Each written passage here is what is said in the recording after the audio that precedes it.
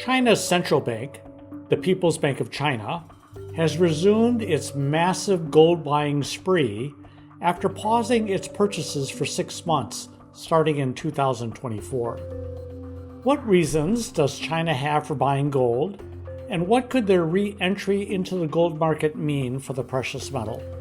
There are many reasons why the People's Bank of China buys gold, but all the reasons are rooted in China's desire to be less dependent on the US dollar. For example, there's greater geopolitical uncertainty, especially between the United States and China.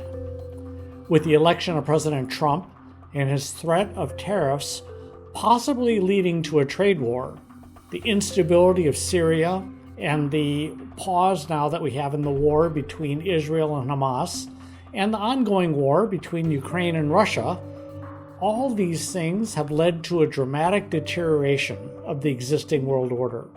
As a result, China is concerned about the increasing risk of sanctions by the United States and its allies, which puts their US dollar assets at risk.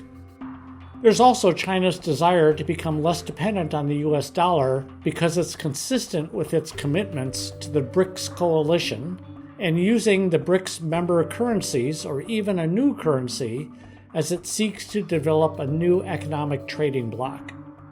The one asset that helps China reduce its risk and accomplish its goals is diversifying their nation's assets away from the US dollar and into gold. For example, in 2022, China held almost $1 trillion of US treasuries. Today, they own $750 billion, which is a 25% drop.